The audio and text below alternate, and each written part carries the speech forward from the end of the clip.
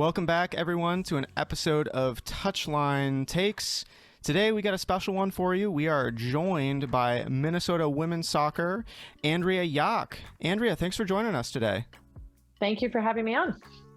And Andrea, I actually have to ask, first of all, I heard your name on a podcast. That was how I learned how to pronounce it. Am I getting that right, though? I didn't want to perpetuate something. I actually, in my head, I was like, did I email them how to pronounce the name? Because you said it correctly. So that was perfect. That was like the first thing I asked when we jumped on this before you got on. I was like, wait a second, how do you pronounce her name? I don't want to mess that up. No, he nailed it. It's Sock with Perfect. a Y in front of it is the easiest way to remember it. Awesome. All right. Well, so Andrea, you are in charge of the effort to start a USL League club in Minnesota. As we were just discussing, it's currently nameless, but that's due to something pretty important that we'll get to. But what we like to do is we like to first give a pop quiz to all of our interviewees. What first got you started in soccer? Did you play growing up? Did you kind of come to it later in life? What was your experience like? So I'm first generation American, and my parents are immigrants, and I grew up in Baltimore. And sports became the way that my dad was trying to assimilate to being in America. So we spent a lot of time going to sports. We lived near Memorial Stadium, so we went to Colts games. We went to indoor soccer, the Baltimore Blast. They were the best. Celebrate, still my favorite song.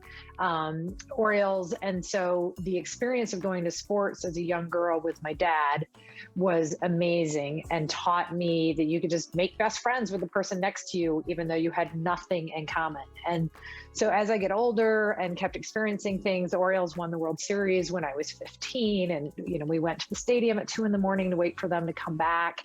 It brought me so much joy, but it also brought me so much connection with people. And I saw what it did for my dad to break down the language barrier. And I just wanted to work in sports. So I've always wanted to be in sports. And then I had an opportunity partway through my career to go to Minnesota United. And so that was my first time fully in soccer. I had been taking my kids, honestly, to Minnesota Stars games and Thunder games. And my boys learned what a keg stand was in the parking lot of the National Sports Center when they were about 13 after a 4th of July game. And and I never quite understood why other moms actually gave me their kids, because that was the kind of important thing that they learned with me. So yeah, it's always just been a part of my life. And then I came into soccer, and again, with that immigrant background, it just felt like the place I wanted to be. Well, that's awesome. Yeah, no, that's really cool. And I mean, I guess sort of to start, you mentioned how you worked with Minnesota United and stuff. Did you ever see any vision of getting involved with women's soccer while you were there? Was that sort of something you had in mind, or did it just all of a sudden sprout out of nowhere? It didn't. It was around, and there was interest. I have to say, we were so fully immersed in working to get United to MLS at the time that kind of took every waking thought. We were bidding to try to be the team that moved up. My first real experience working completely in women's soccer was I was lucky enough to work on the Women's International Champions Cup a few years ago. And we were down in North Carolina, and I'm literally holding the door for Jessica McDonald and Crystal Dunn. And I got a chance to do a jersey presentation with Megan Rapinoe. And I realized that for the first time in my career, I was promoting women. And that was ridiculous because I had been in sports for a long time, and I was so excited. And my husband will tell you, it was the giddiest I have ever been about meeting athletes. I've literally been covering sports since I was 19, and I was never sending home pictures. And at one point, he told me I had to lay off Jessica McDonald because he was afraid I was going to get arrested for stalking. He's like, you gotta bring it down a notch. And so when I was around them and I realized how much the sport was growing, it really made me realize I could spend the rest of my career actually promoting women and a sport that I love, and what an amazing way it will be to give back to our community, to give back to Minnesota, and really to give back to other women who have supported me.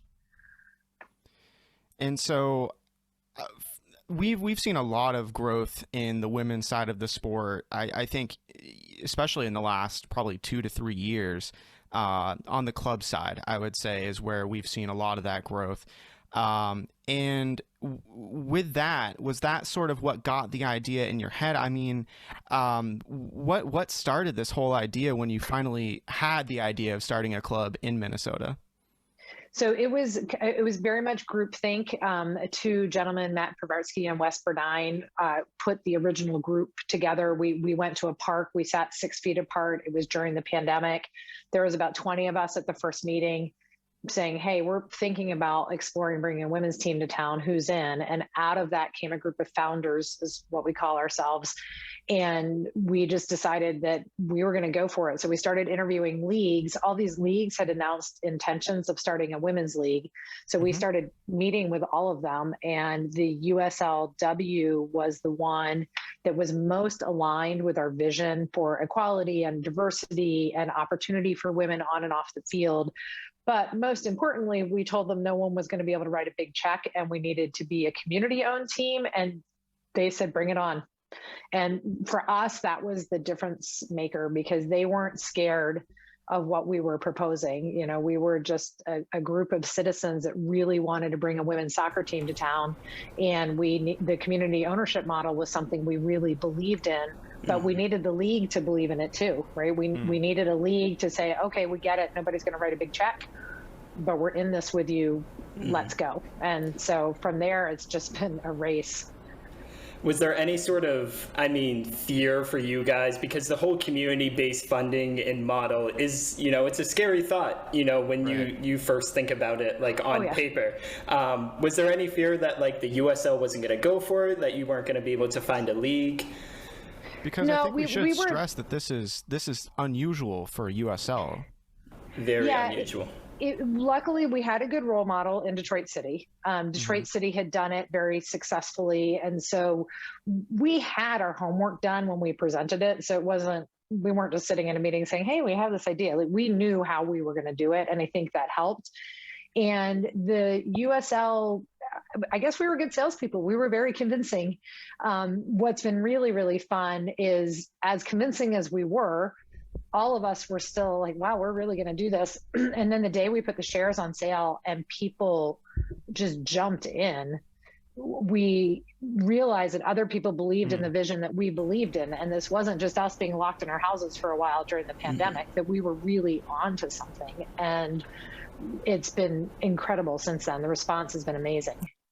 Yeah, it kind of spread like wildfire. I think when I feel like I remember the early days of you guys getting on Twitter, but then it just like took off. And I'm not sure what, obviously you guys are doing so many things right, but like there's still something that I'm like, how did this take off like this? Well, and some of it is, I'm really fortunate that I've worked with some amazing people in soccer across the United States. Lori Lindsay, for instance, who's just an incredible athlete and role model, is someone that I knew. And so when we started reaching out to people that we knew, not just me, but other members of the board, and said, hey, would you be open to helping us? Everyone said yes. So there's a episode of the Soccer Cooligans where Christian's wearing our t-shirt and our scarf is behind his head. And locally, we had a lot of athletes locally and celebrities that were all in. Let's do what we can. And even today, Cheryl Reeve, who is the head coach for the Minnesota Lynx, just got named the head coach for U.S. women's basketball for the Olympics. She was one of the first ones to hold up her scarf and tell the team, we're supporting this. So on the day we announced, she's there, the Minnesota Lynx are there. And I think that helped a lot. Like, we just had a lot of people jump in right away and say yes. We were also the first one to ask, so that helps a little bit too. Like, we got out there first, but people were really excited about what we were proposing. It's like very truly grassroots. It was very grassroots. And again, our timing was great. We owe a lot to those brave NCAA athletes that took video during the Final Four last year and showed exactly how inequitable the world is for women's sports. And that started a firestorm and started huge conversations across the United States. And we were able to come in and say, look, if this is upsetting you, what's happening over here, here is a very concrete way you can fix it. And help create the next generation. And I think timing wise, it just caught people's imagination. Do you know, obviously when you first started this, you probably have sort of expectations of how much you're going to raise, how much support you're going to see. Do you wake up in the morning and kind of like have to pinch yourself because you see it, the numbers, and you see it, you know, when you're seeing all these professional athletes and kind of big personalities promote you guys? Was that something you ever envisioned, especially this early? I'm in marketing, so I was expecting to be able to get the support from the celebrities. Like I knew that they would want to help us. What has been incredible to me is the everyday people, the people who have said to us they need to wait until they get paid on Friday in order to buy their shares. And to me, that's what I wake up in the morning, or I run into people in a bar and they come over and tell us they're a community owner and they're so proud. Or we went to watch the U.S. men's national team game a couple weeks ago, and there were people wearing our scarves walking around that I didn't know. Like, they weren't my mom, you know, they weren't my book club friends. They were so people. Cool. And as people have been posting their pictures, as they get their scarves, we don't know them. And to me, that is the thing. It's one thing if I ask somebody for a favor that I've worked with. It's a completely different thing that a stranger believes in what we're doing and invested in us and said, I believe in you and I want to be a part of this. And to me, that's the part that I pinch myself. Yeah, I think I legitimately believe that at this point, not even women's soccer, just soccer in general in the United States, this might be the most interest in a pre-professional club that's out there right now. Like you know, maybe even above that. We've been very, our timing has been really, really good, and we've had some fabulous friends. We're very ambitious. You know, we could have just kept this here in the Twin Cities, but we knew this community ownership story was going to be of interest across the United States. And it's a little bit of a self-fulfilling prophecy, right? You start getting a few people interested, and then other people look and go, oh, wow, that kind of looks cool. I want to help tell that story. And then each landmark that we've had along the way, so announcing the community ownership, hitting different marks during that, and then the voting process for the team name, all of those are fun and they're happy and people can get behind them and there's nothing political about it. And that helps too, right? People feel safe in this space right now, unless you hate one of our team names or you're in favor of one and not the other. Well, I guess we should then mention that is a big part of what's happening right now, is that you are truly involving the this is probably a good time to do this. The owners of the team and allowing them an opportunity to forge the path of the club and have a vote in what that is. And so right now, I've been kind of busy. I'm a little out of the loop, but I think I voted on one of the final three names. Yep. Have we moved past that? Do you have any updates for us in that regard? So we extended the voting deadline until the 11th because we had such a flurry of last minute investment once we showed the brands that it pushed us right over the top as far as investment goes. And so we have to get all of those people's paperwork processed and get them a ballot, because we truly want everybody to vote. So the voting's been extended to the 11th. The top three names are Minnesota Aurora FC, Arctic Minnesota, and oh my God, I'm totally blanking. Oh, Foxfire. Foxfire, That's our third name. That's Foxfire. it. I was trying to think of it too. Yep. And last Tuesday, we released what our design concepts are around each of those. And that was really fun. And again, another huge spike in attention. The designers did an incredible job, and there have been some not great designs released recently by teams across the U.S. And so I think people were really excited to see these designs, which were fresh and different, all done by female local designers here in Minnesota. That's awesome. So staying true to our mission of giving people a chance who have not been in this space before. All three of the women are soccer fans. One of them is our co-founder and is on our board, and she played at the University of Minnesota. And people get really, really excited about them. So did you vote yet? I have to ask you. I did. Yeah. Okay. What did you vote for? Do you want to know? Okay. I totally want to. I did Foxfire first. Okay. I like that. There's something about it. It's catchy. I can say it a lot and I like it. And then I think I did Arctic second, which I've seen a lot of backlash on. People are like, "There's no penguins in Minnesota." Polar It's not bear, yeah, the Arctic." polar I'm like, bear. You know I what? know. It's pretty cold. Might as well be. It's 9 right now. If a polar bear walked across my front yard, I wouldn't be surprised. Exactly. And then I did Aurora third. But I was like also on Twitter stating that I thought I would really like to see a cross between the Foxfire name and the Arctic logo. So, I was one of those people putting a bunch of ideas out there. But Awesome. I do want to also mention that I'm glad that we finally had somebody in marketing back up our thoughts on some of the bad logos we've seen recently, because we're just two idiots. So it's good to see a professional No. share the opinion. Yeah, every time somebody's released a logo recently, we've been like, okay, any of our 3, we're good. And honestly, like part of it is too, there's been misfires. Even if your logo looks on paper, like, there was a team, that released a logo that resembled a gang. And then there was the whole Columbus Crew thing where they literally had to redo the entire thing because they pissed everybody off. And the day that started exploding on Twitter, and I'm like, what's going on in Columbus, right? You're expecting a fire at the stadium when you see Columbus Crew trending that fast, and then you realize, oh, okay. So the great thing about having community owners is we have a group keeping us honest immediately. Right. And so that's one of the things that I think if some of the teams had maybe shopped around some of their logos, that would not be what we see. But we have the benefit of being able to shop ours around and get everybody's feedback, and everybody gets to vote. And it's been a great experience. So, you froze. We have you back? oh, sorry. Yep. Okay. No problem. All right. It's that cold weather up in Minnesota. It must be. Yeah. It's freezing down the the internet lines.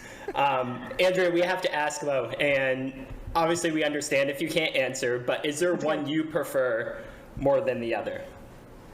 There is one I prefer more than the other. Okay. All right. We'll leave it at that. We'll let the listeners' imagination go. I like all of them. What's funny in my house, I have 2 adult sons, and they bought their own shares because they wanted their votes counted separately. So we're actually a split household right now. And it's pretty funny. And all of their friends bought shares, and it's become quite the good conversation. I love all of them, and I will wear and happily promote whatever it is of the whole group. I had one name that I really liked that didn't make it. I really liked Vortex, and Vortex that didn't make it. Yeah, it was pretty good. That did not make it to the top 3. It was 4th in the voting. And so if anybody is questioning that we're being very straightforward about the voting, I am a founder, I am the team president, and I couldn't get my name through. So we are definitely honoring what everybody is voting for. So, you mentioned earlier, you brought up the NCAA when it comes to women's sports and what happened last year at the NCAA tournament. You're seeing it with the NWSL. Unfortunately, all these stories that are coming up about the abuse from coaches. Now that you're fully getting involved in the women's game, what are some sort of improvements you hope to see getting involved and sort of hope to see in the future as the sport continues to grow? For me, I think the biggest thing is I just want the women to have a voice and to feel. I've been in this business for a really long time, and for the most part, I'm the only female at the table. And so people have asked me, why don't these athletes feel comfortable coming forward? It's like, there actually are repercussions, and there have been repercussions for women that speak up and step out of line. And I've seen it happen all over sports. So it's only recently that women feel like they can say something. And frankly, that all the men are listening now, right? That you all and my husband and my boys and everything else is that you're all recognizing that we haven't had a voice. So what I want is to create an entire group of women who have the experience and the confidence to be in the room, sharing their ideas, being heard, and not being considered to be out of line, right? I want to give them experience in a front office and on the field where they can ask questions, they can feel safe not knowing things. And if we're screwing something up, that we create a structure that is really easy for them to call us on it. We're really excited about our coaching candidates, and we hope to have that announced next week. And part of what our coaches know in our interview process is this is not just about those, minutes on the field. This is about training these women to go forward and have more skills in life than they had when they arrived. It's bigger than the game. It is much bigger than the game, right? If I think about when I was 23 years old, trying to break into sports and how I was treated, it was just not going to happen on my watch. Whatever I can do to make that happen. And we've created an environment already. Every decision we make is, can we find women designers? Can we find female photographers? We're researching right now female-owned vendors for T-shirts and scarves. And it may not work all the time. Like our scarves, the company that turned those around really quickly, like they could get it done. But wherever we can be thoughtful about women and minority businesses, we want to walk the walk. And through all of that, we will make change. Definitely. And we've lamented, I can't even count how many times on here when we've talked about NWSL and that in conjunction with how successful the United States women's national team has been, how that hasn't trickled down into management at NWSL. So it's really refreshing to see that approach that you're taking to really incorporate women, not just in the playing staff, but in the back of the house, in coaching, just everything around the club. So that's really exciting to see. And we've been kind of like beating the drum on that for quite a while now. But what I think I would also like to ask about is we're now seeing sort of a shift from the United States being the focus of women's professional soccer to the rise of quite a few European leagues, whether that's the Super League in England, the powerhouse that is OL in France. What are your thoughts about how the landscape is changing? Are you excited for things like the USL Super League starting up? Yeah, I'm excited for the Super League. I was excited on Sunday. We had two different TVs going on in our house, and my husband was watching, he had Arsenal women and Arsenal men on at the same time.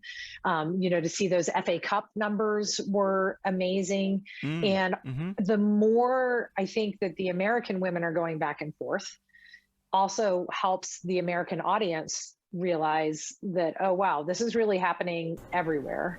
And then I think the more that those teams are coming over here, like they were for the WICC, and I know NWSL had a cup in August, just increases all of our exposure, and it gives people choices, right? And that's right now for women's sports, we just want to be one of the choices, right? I'm not telling you to give up your NFL team whatsoever. I will sit and yell at the Vikings for 3 hours on a Sunday, no problem. But there's room for all of us. And it doesn't have to be every minute of every day. Just be a part of what we're building, because the sky's the limit. It's a big world, and there's a lot of people. I think that speaks right to sort of what we've seen in the growth of women's soccer, not just in the U.S., but globally over the last few years. I mean, I think you're starting to see that gap close when it comes to national teams playing against the United States women's team. I mean, unfortunately for us, because we want them to win all the time. But I think you're seeing a lot of countries start to pay much more attention to the women's game and to the growth of the women's game and promoting these women at a professional level. And I mean, even in the US, you see all these new women's leagues starting up. So it's sort of, I think, like this global growth of the women's game and sort of empowering women's soccer players, to be sort of the face of the sport. Yeah. And it's a beautiful game when the women play it. It is different than how the men play it. You look at some of these women, oh my God, are they tough? Like they're so tough, and they keep playing. And then you think about the fact that some of them are mothers, right? So they get done playing, and then they have to go home and feed the baby and change the diapers and things like that. And to me, they're just beautiful in their sport and the way they conduct themselves. And we owe so much to the U.S. women's national team. They have showed us how to be celebrities, how to be successful, how to win and lose gracefully. and really how to get everybody celebrating them. They were here in October. I can't remember now. I think we were playing Korea. I can't even remember who it was. It was a friendly. The place was jammed. It was Carly Lloyd's last game. All 18,000 tickets were sold. People were there hours early. I think I was still in the stadium at least an hour after the game was over, chatting with people. We were still clapping for Carly. And that's amazing. That is an amazing thing to have that many people knowing what was happening, that it was her last game, right? It's just so different than even 10 years ago. And a lot of that is due to the U.S. women's national team. They deserve so much credit for what they've done. And I think even more than that, they've shown, I think the big thing, it's okay to be outspoken. It's okay to speak up for issues, that need to be discussed and need to be talked about, that I feel, a lot of women have been afraid of speaking up about for a lot of years. Yeah. And I think what I've realized, and if you haven't read Megan Rapinoe's book, I highly recommend that. It's a great book, but she talks about how she got to the process of feeling like she had a voice. And actually Lori Lindsay, she gives Lori Lindsay a lot of credit in the book for saying, this is your moment, you can do it. And for me, because I have been around for a long time, and I now realize that the people that are in my world are okay when I speak up. They're expecting me to speak up. And that nothing bad is going to happen to me. Yeah, you know what? Somebody's going to yell at me at Twitter. I had a Twitter fight with a dude a couple weeks ago about Dennis. He was talking about Dennis Rodman's daughter, and I was like, "How about calling her Trinity Rodman?" Right? And then mentioning that she happens to be Dennis Rodman's daughter, but she's Trinity Rodman. Like, listen. Right. And then a couple guys came back after me. He's just like, "That wasn't what he meant to say," and I'm like, "Well, sorry, but she has a name. I don't care about that stuff anymore. Don't follow me, right?" Don't follow me. I don't care. We have built something special here with Minnesota women's soccer that people believe in. And if you don't want to be a part of it, it's fine. It's completely fine. We have a lot of friends right now, and it's exciting. And for the first time in my career, in my life, I do feel inspired for doing the right thing, standing up, and not having to be quiet in the room. And I'm going to go out guns a-blazing at some point. And I'm going to piss somebody off probably, but it's okay. Well, before that happens, so we've kind of talked about how things have been moving forward, but there's still a lot of progress to be made. So for Minnesota women's soccer specifically, hope soon to have a name.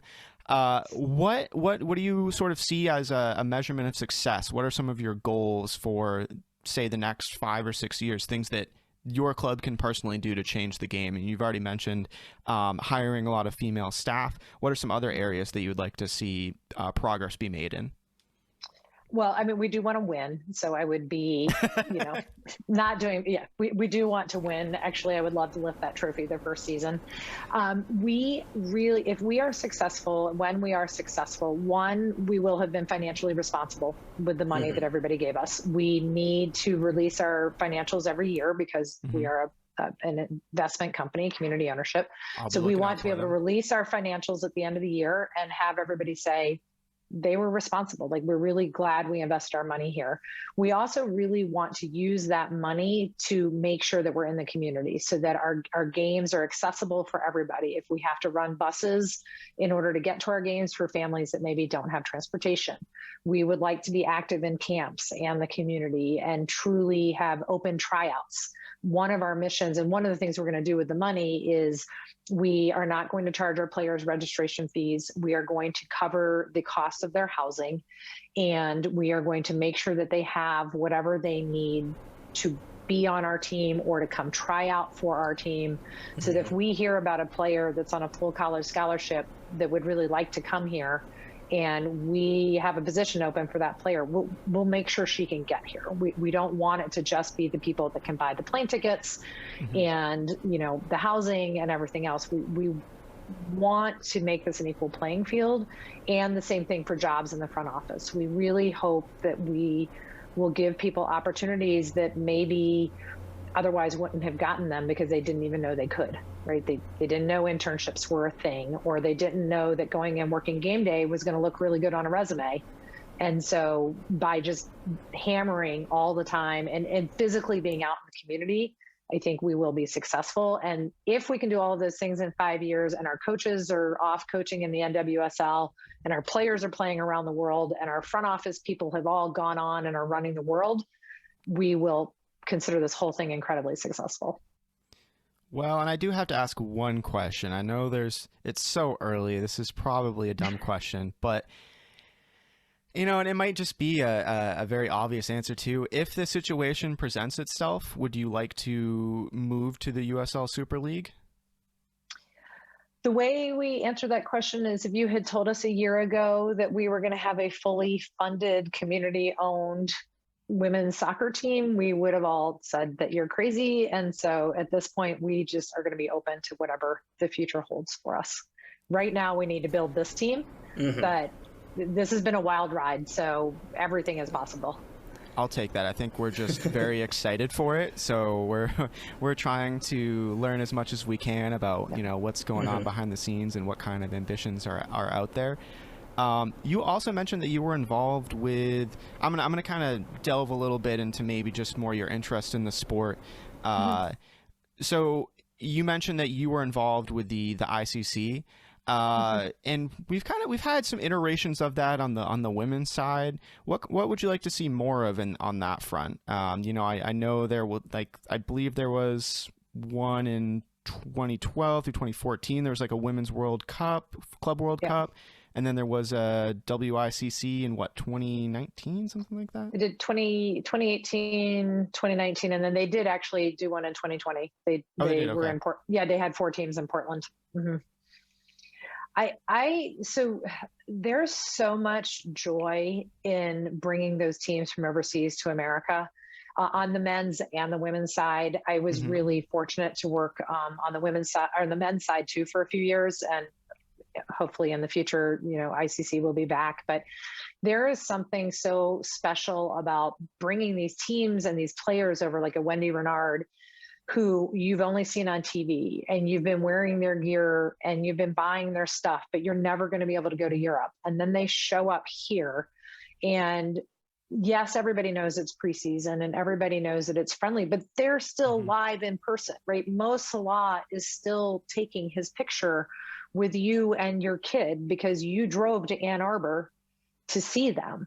That's a very real sports experience. And the more of that can happen, it's great for the whole sport, right? It's great for young kids to see these women. It's great for everybody to see soccer on the level of a Harry Kane and, Son. And it's just mind boggling when you get to see that live and in person.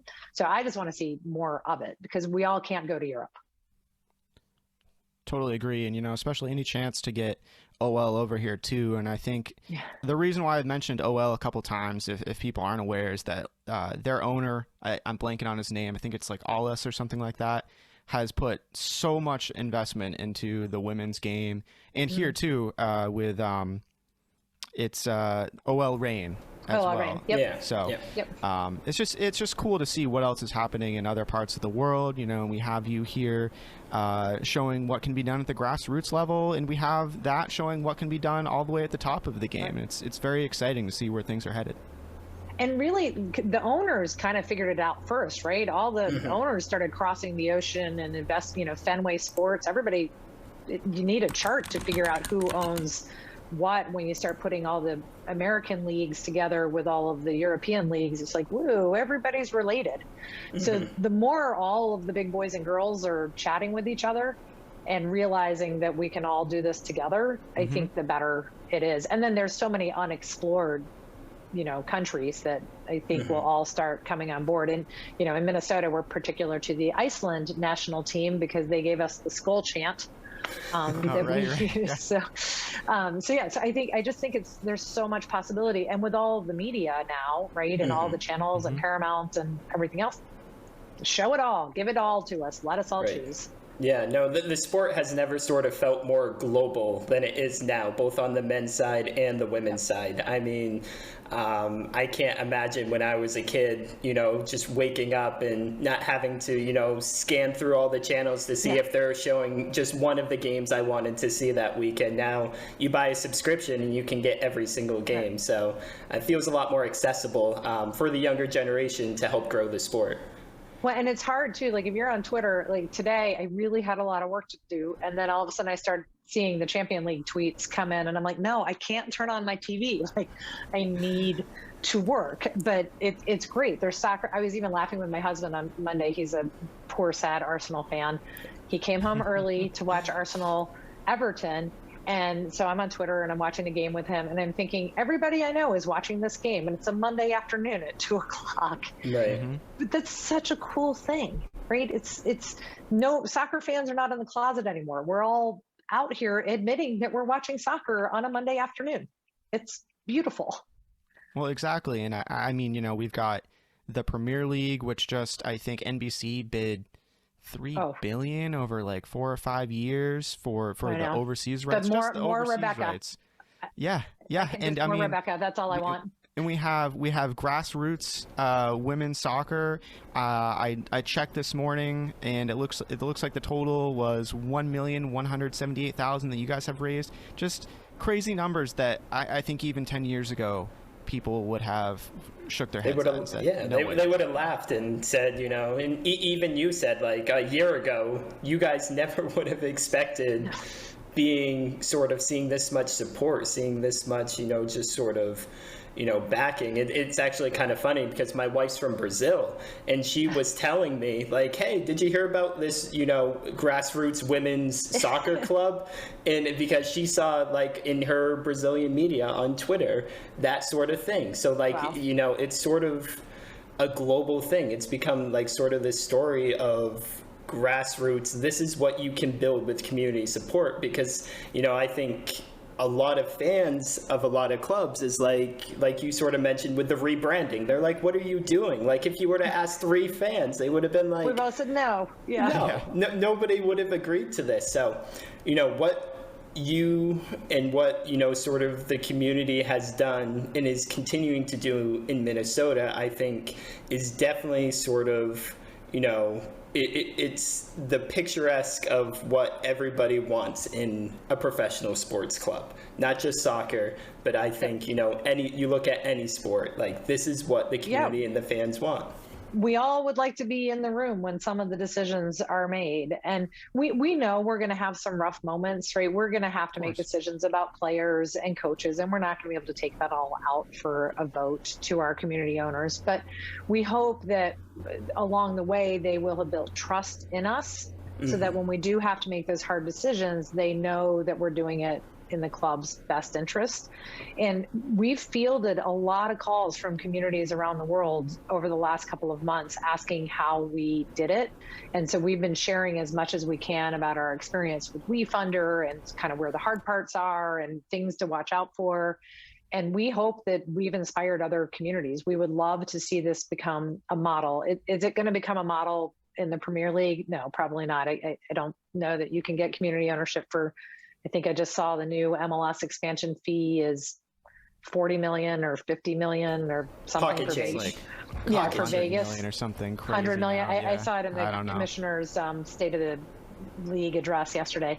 So we probably won't see it there, but that doesn't mean you can't build something in your community, right? And when we have our first game, I am just so excited because it's going to feel like we're having a party with our family and everybody is our friends because we're all cheering for the same thing, right? We're going to all want these women to succeed. And I think that's going to be so special. And it's going to be a new level of sports fandom that we haven't experienced. And it's why Detroit City is so successful. Like those fans are crazy, but they own the team. So they want to be there all the time. And we want to create the same excitement. Agreed. I mean, you've got the 50+1 clubs the 50+1 ownership model in Germany that's very successful and breeds very passionate fan bases.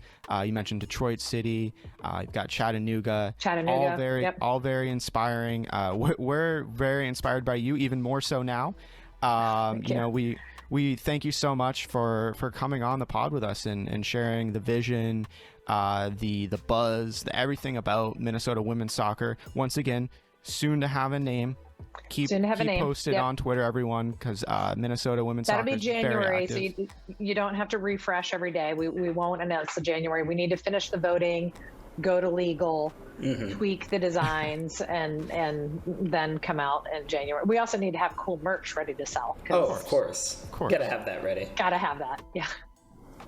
Well, thank you so much for joining us, and we will be continuing to follow everything that happens. We will be refreshing, so other people don't have to. We'll be constantly checking in on what's going on Twitter and sharing it with people. So if you don't want to spend your day refreshing, follow us, follow Minnesota women's soccer, and the updates will be there for you. So thank you so much. Yeah, thank you so much. First of all, thank you for being a community owner. It's awesome to have you. I hope you'll come up for our first game and maybe other games. But yeah, it's great to meet you all, and we really appreciate your interest. Thank you, Andrea. Thank you so much. Have a good one.